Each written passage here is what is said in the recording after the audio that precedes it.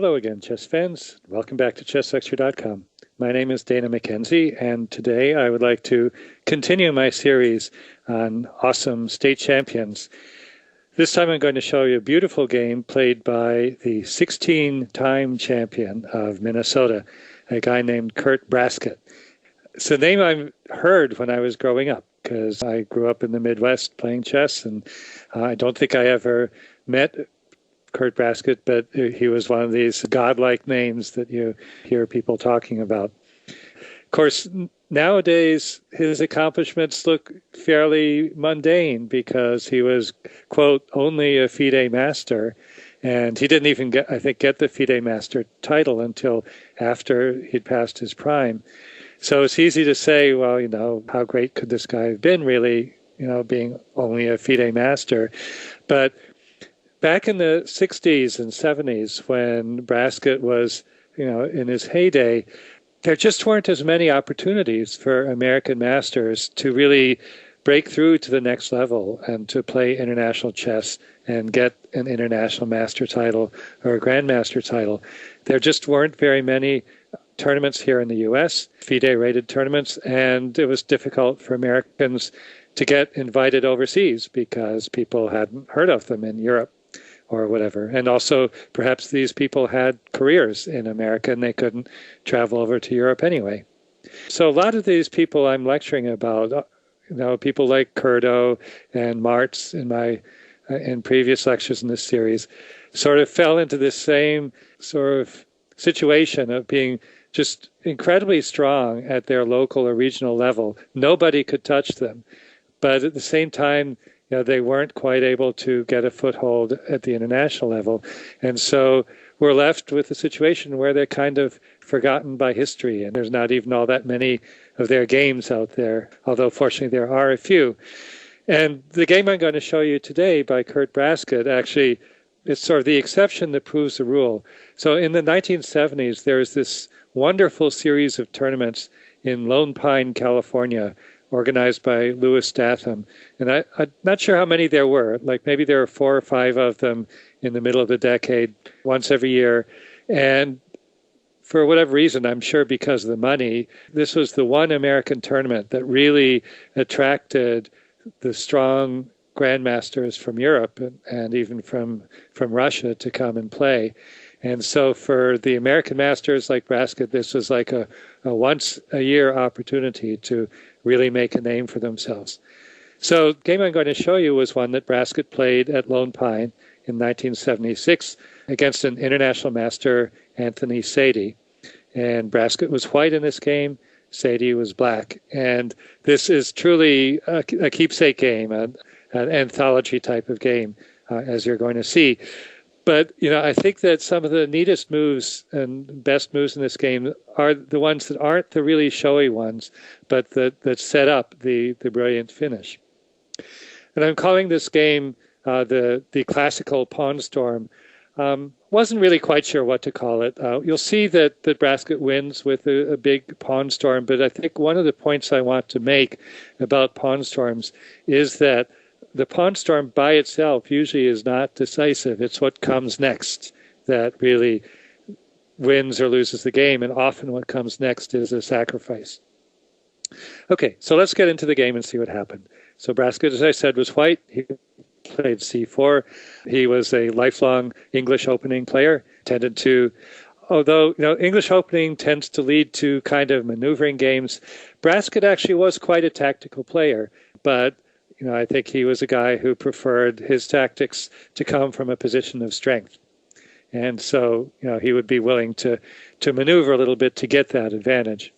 Okay, so c4, Sadie played g6, Brasket plays e4, bishop g7, d4, knight d6, knight c3, and knight f6. So by transposition, we've reached the King's Indian defense. And now Brasket plays f3, the same-ish variation. And I think this is actually something that's very consistent with Brasket's style because, as I said, he likes to have a very solid position to work from to get his tactics later in the game. And so f3 is is a very solid move for white. Basically, what white is trying to do is set up a pawn chain, g2, f3, e4, d5, c4, that black will find it very hard to break through. And so black is not going to get his usual kingside assault in the King's Indian. And black will have to look to other places for counterplay. Often he'll have to look to the queen's side. So as I said, super solid approach for white. But there are drawbacks to the Semish as well. The main drawback, it creates some weakness on the dark squares. That's one drawback. And the other drawback is that white's development is kind of slow. The move f3 takes away the most useful square for white's knight. So the knight's going to have to come to e2 instead, and there it gets in the way of the bishop. And so white has a few issues to solve. And I think that the Semish has become a little bit less popular these days than it was in the 1970s because black has found resources to take advantage of white's slow development.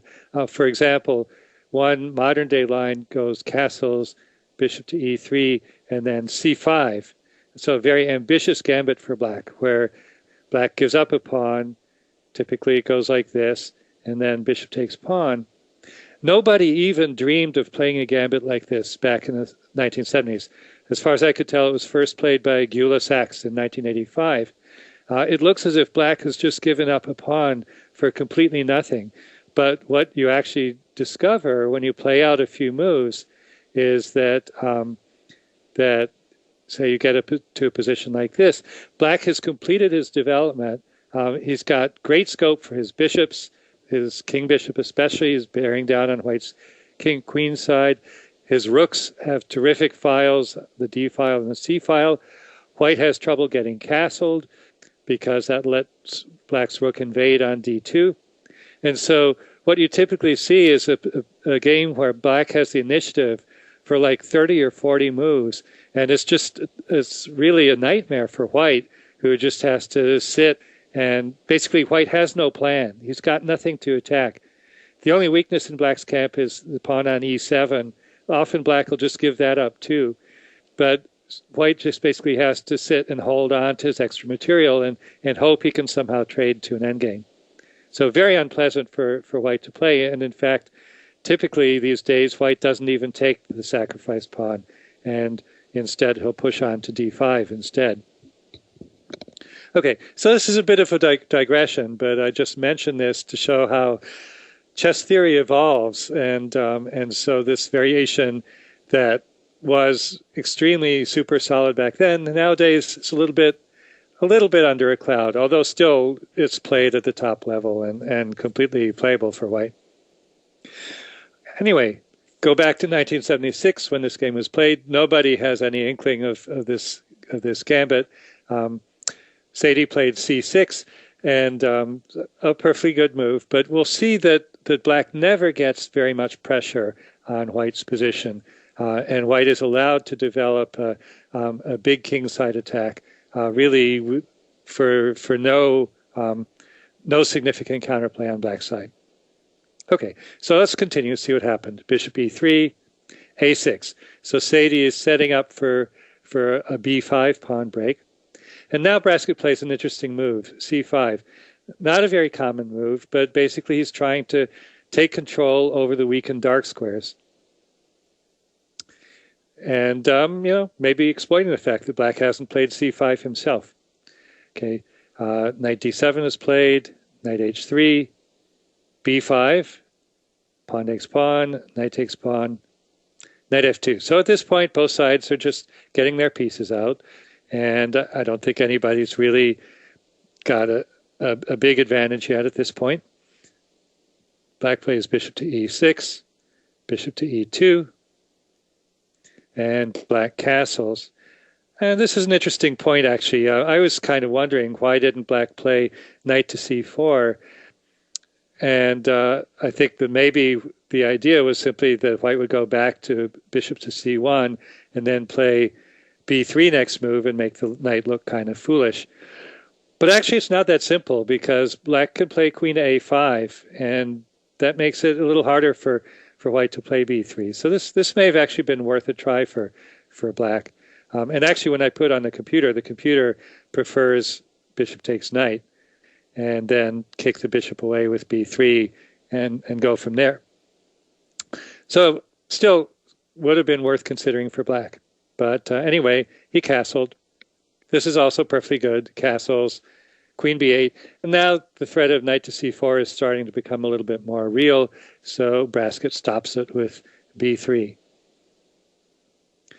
Now Sadie plays a5, and this is a very natural move because white has created a little target here, a hook for black to latch onto. So black would like to play a4, and Brasket plays rook to b1, which is a fairly simple move, but still I think a really good one because it gets the rook off of the sensitive long diagonal, and it also puts the rook on the b file where it's kind of eyeing black's queen.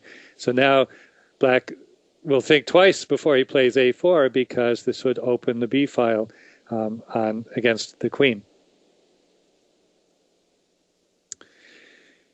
Okay, now Sadie plays rook to c8, and this is an interesting point because I feel as if it's here that black started to go wrong. And I say this with 20/20 hindsight, knowing what eventually happened in the game. I think that looking at the position at the time, it was certainly a reasonable possibility for black to look at. And there's also some psychology going on here too, which is that black is an international master. White is this non-titled player from Minnesota. And so black is definitely trying to win the game. And so he's trying to play aggressively, and he wants to force the action on the queen side.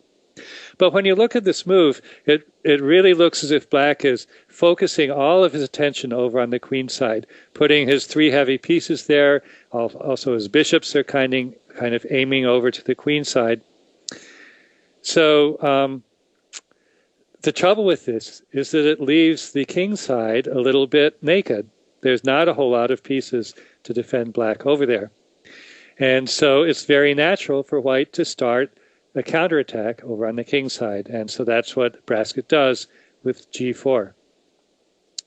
So with 20/20 hindsight, I might suggest that black could have kept his rook over there and instead play more typical plans for black, such as knight to d7 or knight to e8, followed by f5.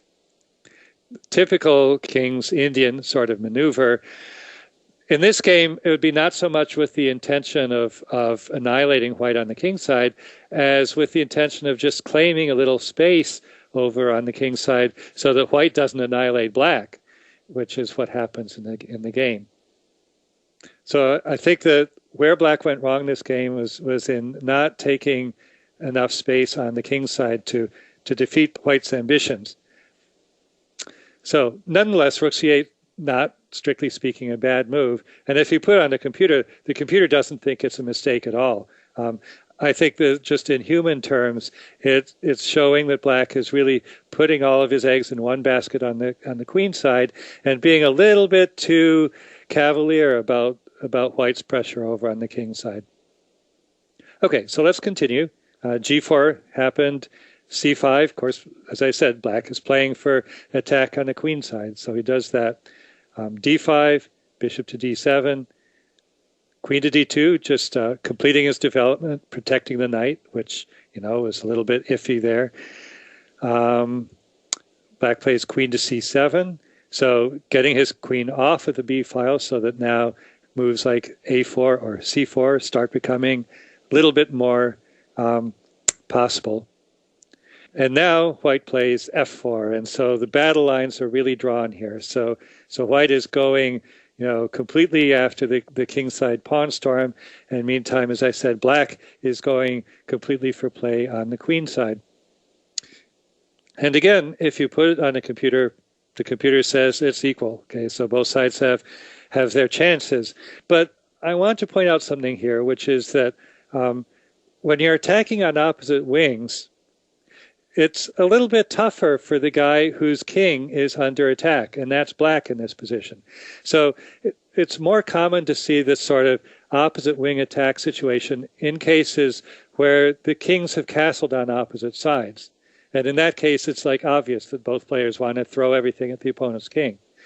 But in a position where the kings have castled on the same side, then if you have a situation with the players attacking on opposite wings, it just works. It always works in favor of the guy who's attacking on the side where the kings are, because the threats are a little bit more serious over there.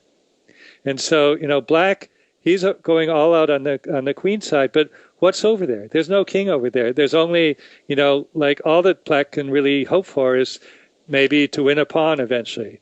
Maybe penetrate and start attacking white's weak knight on c3. But the stakes are just not very high.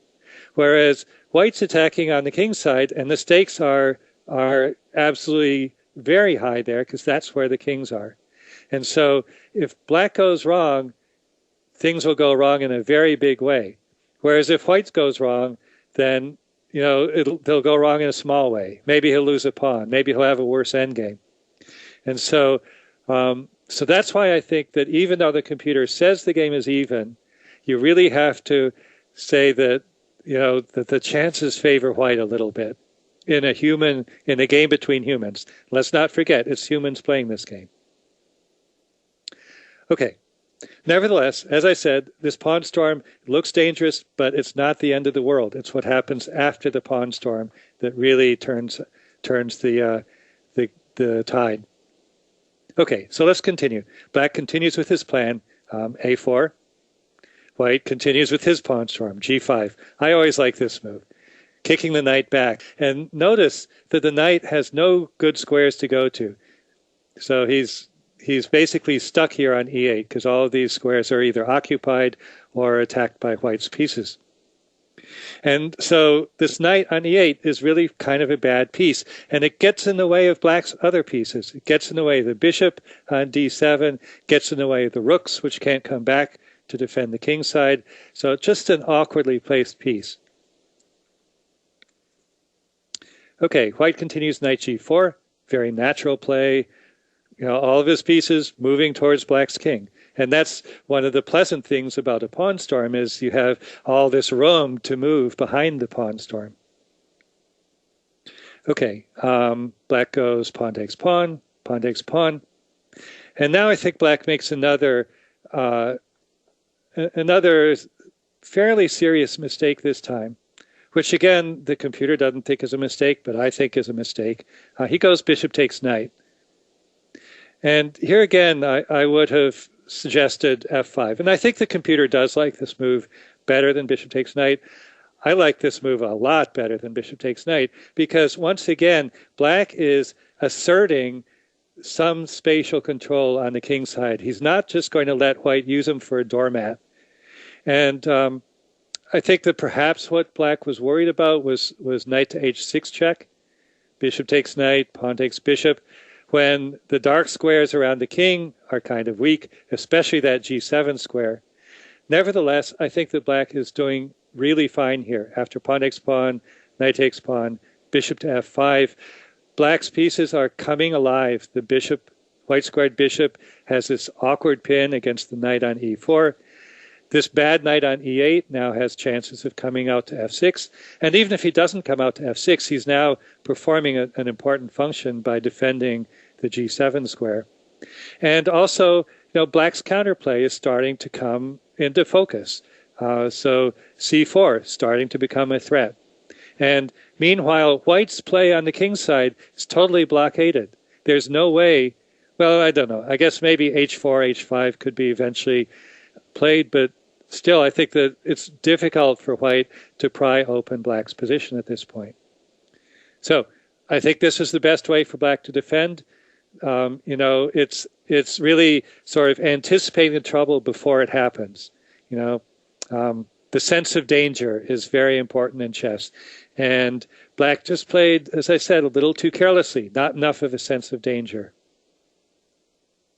Okay, bishop takes knight, bishop takes bishop. This also gives white a beautiful bishop here. So the scope of this bishop on the h3 to c8 diagonal is terrific. And of course, this also wins the tempo, which is important because black has to move his rook away. And so black doesn't get any more chances now to slow down white's attack because now white gets f5.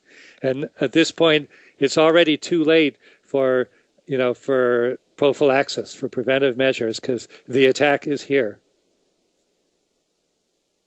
Okay, black plays knight d7 in this position. And, probably Sadie was relying on this move and thinking that this was going to, that he was still going to be safe because the knight's going to come to e5.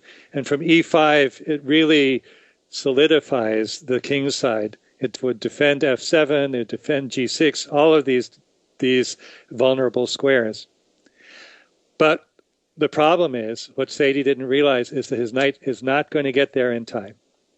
And so here's where it might be a good chance for you to pause and see if you can figure out what white's plan is here. So first move, fairly obvious, pawn takes pawn. And black goes pawn takes pawn. I'll say a little more about this in a second. But now can you see what white's breakthrough is in this position? Well, let's think it through. So I told you that black's idea is to play knight to e5, defending the f7 pawn. And so it's going to be very difficult for white to break through after that. So if he's going to break through, it's now or never. And so rook takes pawn is the move, that beautiful, brilliant move that Brasket played in this position, sacrificing a whole rook, but basically anticipating the formation of the fortress and breaking it apart before it has a chance to form. So Brasket definitely outperformed Sadie in this game as far as anticipating what was going to happen a few moves down the road. Now, let me just mention here that Sadie did have another option, which was he could have gone pawn takes pawn the other way with the f pawn. And this is a really interesting move. I'm sure that Sadie thought, oh my God, this looks horrible because look, white gets his bishop into c6 with check, and then he gets his rook into f7, and it just looks like the end of the world for black. But a funny thing about chess is that sometimes the positions that look like they're almost dead are actually amazingly resilient. And so, in fact, if black plays queen to d8 here, it's not at all easy to see how to break through for white. I couldn't find a breakthrough, and when I put on the computer, I thought maybe I was missing something, but the computer couldn't find one either. So for example, you might try queen f2. Looks like a great idea to try to, penetrate to f8. But then black just plays knight to c7, and the back rank is covered. The bishop on e6 is going to be taken off in a move or two, and the knight is still coming to e5, where it's going to chase white's rook away. And white can look at various exchange sacks, rook takes bishop, and stuff like that. I've put some of this in the PGN, but there's nothing clear. So if black had been courageous, I think this would have actually been maybe a better way to go. But instead, he played sort of the more natural move, pawn takes pawn with the h-pawn, and now rook takes pawn is the very brave move that white played. Okay, now, black could decline the sacrifice. He could play knight to e5. And I would have been very interested to see what would have happened next, because white here could play safely with rook to f4 and just be a safe pawn up. But, black would still have some defensive chances here because the extra pawn, the h-pawn, is not exactly the world's most wonderful pawn. So it would be interesting to see if white would have actually continued in sacrificial fashion with bishop to e6. I think he would have, and I think this would have been really fascinating to see. Very similar to the game, actually. But in any case, I think Sadie figured, in for penny, in for pound. And so he goes king takes rook and says, okay, white, let's see what you got. So bishop to e6 check, king to f8, rook to f1 check. And now, interestingly enough, is where, according to the computer, black plays his losing move. But actually, you don't even need a computer here. I was able to figure out what the right move was without the computer. So what black really needs here is a plan. He needs to, have some, not just one move, but three or four moves in sort of in prospect. And so the correct move in this position would have been knight on e to f6. Now, why is that best? The main reason is because it creates a flight square for the king. Black wants to get his king out of the king's side. So the plan is knight f6, knight to e5. Eventually white's going to go pawn takes knight, and then black will recapture with the f pawn, and then he'll bring the queen to e7. And with that setup, it's actually quite hard for white to break through. And again, there's some analysis on the PGN. I think it's probably not worth the time here to really go over all the variations. What I do want to say here, though, and this is in white's favor, you might say, oh, well, okay, so the computer says knight f6 actually is sound, and the black can hold here. And so does this mean that the rook sacrifice was a mistake? Well, no, it wasn't. And again, it's because it's a game between humans. And the thing is, it's very difficult in an attack like this, where there are so many variations for both sides. It's much more difficult for the defender to sort out all the variations. There's so many ways that white can go, so many lines he can attack. And so basically, Sadie played a move. He played bishop f6 instead. And it was difficult to anticipate that this was worse than knight to f6. But amid all these variations, white was able to find one that basically just wins. And so here is what I think is maybe the nicest move of the game, even better than the rook sacrifice, and even better than the finish we're going to see later. Because white has basically one way to win this position, and it's not a sacrifice. It's nothing flashy. It's simply queen to g2. And a real master move here, because, the amateur move is to say, okay, pawn takes bishop, take your material. The trouble with that is that it allows knight takes pawn and then allows black's king to start running away.